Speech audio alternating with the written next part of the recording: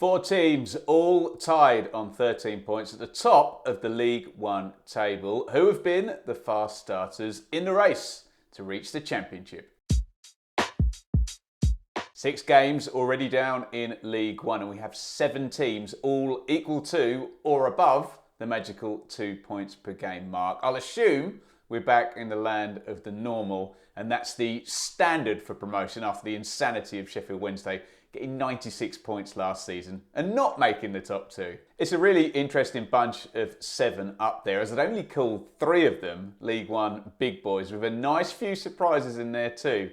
3 teams are tied on 12 points. That's Oxford, Cambridge and Portsmouth. I saw Oxford win at Derby, click up there for the vlog. And it looks like Liam Manning has turned things around from that horrendous run towards the end of last season. That Derby win was part of a lovely 4-game winning streak that ended this past round, but with the big caveat that they lost to Port Vale in the 99th minute and had 2 players red carded.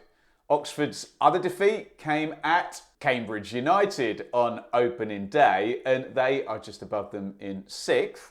How about that? Great escape last season when, let's be honest, relegation looked pretty much a certainty actually for the vast majority of the season. Here they are, up in the top 6. It's classic Cambridge under Mark Bonner. 4 wins, 3 of them at home, and all the wins have come alongside clean sheets. The final 12-point side, Portsmouth, who had a lot of hype about them going into the season after John Massinio took over and they finished the last campaign pretty strongly. They're the only unbeaten side in the division, and that is in spite of the fact they've already faced 2 of the top 3 sides we're about to talk about, as well as perpetual League One menaces Peterborough.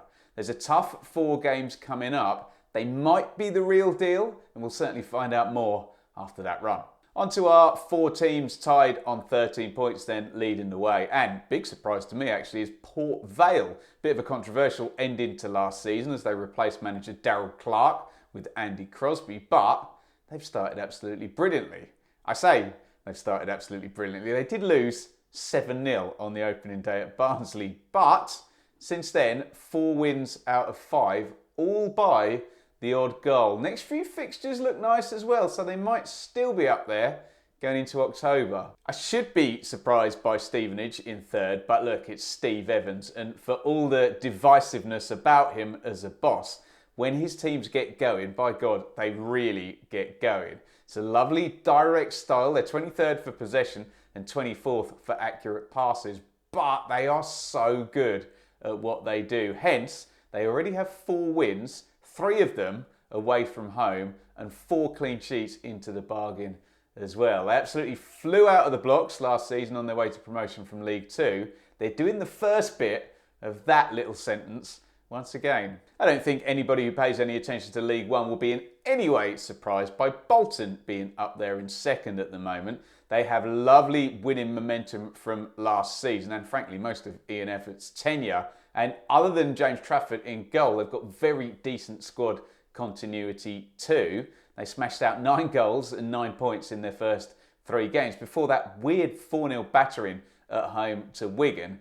Of all the teams being tipped up pre-season, I have to say Bolton look the most together already. Obviously there's a long way to go, and a lot of those underlying metrics that are often very good long-term predictors of who's going to have a good season, well, they look very nice already. And leading the way, take a bow, Exeter City. I remember covering Exeter last season, and it was Matt Taylor in charge. Lovely front 3 of Brown, Nombe and Stansfield. Well, they're all gone, and also departed Josh Key and Archie Collins, making the start all the more impressive. Not wanting to rain on their parade, but there does feel a little sense of nice timing with a couple of their opponents so far. But look, first is always first for a reason, and Exeter are in first place. There's 3 wins on the bounce, back-to-back home games coming up against 2 of the bottom 5, and they're one of only 2 international break League One fixtures this weekend.